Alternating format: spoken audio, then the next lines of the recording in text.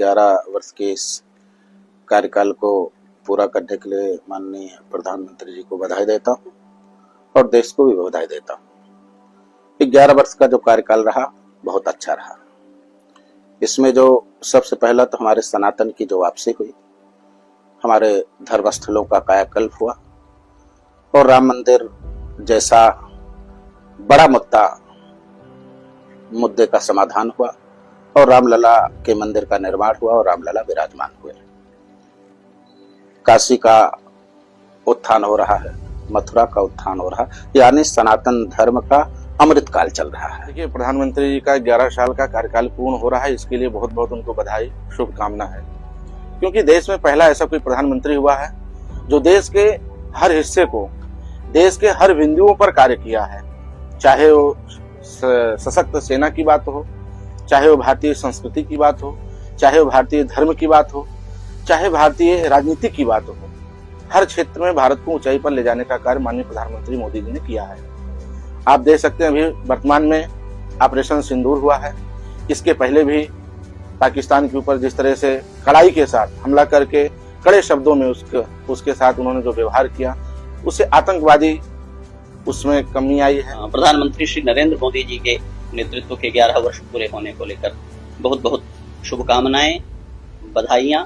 प्रभु श्री राम से प्रार्थना कि वे एक नायक के रूप में, एक नेतृत्वकर्ता के रूप में प्रधानमंत्री श्री नरेंद्र मोदी जी को दीर्घायुष्य प्रदान करें, उनको शक्ति प्रदान करें, उनकी गतिमति को इस योग्य बनावें कि भारत ही नहीं पूरा विश्व जैसे उनकी ओर उत्कंठा से देख रहा है, उसको उसका सुपरिणाम प्राप्त हो। जहां तक इस दौर के मूल्यांकन करने की बात है तो मैं इसे इस तरह कहूंगा कि हमारे बहुत दिनों की प्रार्थना, भारतवर्ष के सत्पुरुषों के, भारतवर्ष के सदाचारियों के, भारत के नागरिकों के वर्षों वर्ष की प्रार्थना का सुफल है कि भारत को श्री नरेंद्र मोदी के रूप में ऐसा नेता मिला है जो केवल भारत की राजनीति का नहीं बल्कि भारत के चरित्र का, भारत की संस्कृति का, भारत की जनभावना का नायक बनकर के उपस्थित हुआ। पीएम मोदी धर्म के नाम पर नहीं, मेरे लिए तो राष्ट्र सब कुछ है और मोदी जी के लिए भी राष्ट्र ही सब कुछ है। धर्म तो बाद में है, राष्ट्र है तो हम हैं, हमारी अस्मिता है, हमारा धर्म है, हमारा कर्म पूजा पाठ है।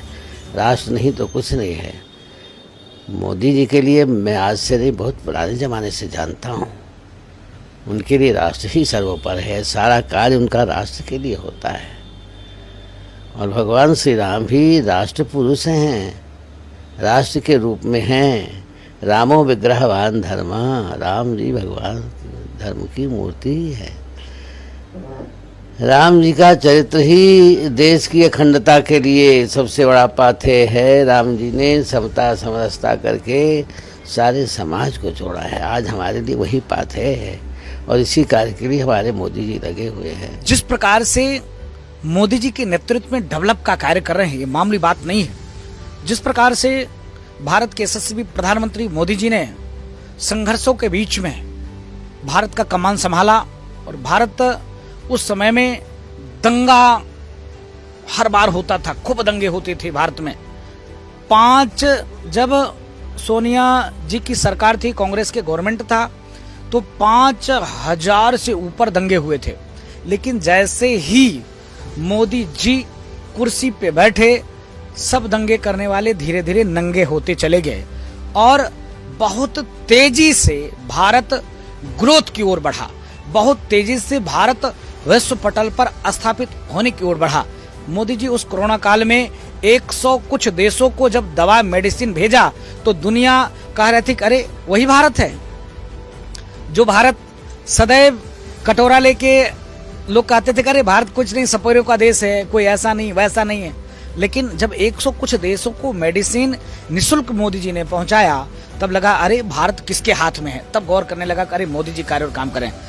मोदी जी भारत को डेवलप को ही नहीं, भारत को विकास को के लिए ही नहीं, भारत एक सनातन संस्कृति वाला देश है, भारत साधु संतों का देश है, भगवान राम का देश है, भगवान परशुराम का देश है, भगवान कृष्ण का देश है, भगवान बुद्ध का देश है, भगवान महावीर का देश है। इसके नाते धार्मिक सनातन पद्धति भी विश्व पटल पर कैसे स्थापित हो, ऐसे कार्य करना। मुस्लिम कंट्री में जमीन लेकर भूमि पूजन करके और भव्य राम मंदिर का निर्माण किया। मोदी जी ने 11 साल 9 जून को हो रहा है अथक प्रयास किया भारत को विश्व पटल पर स्थापित करना।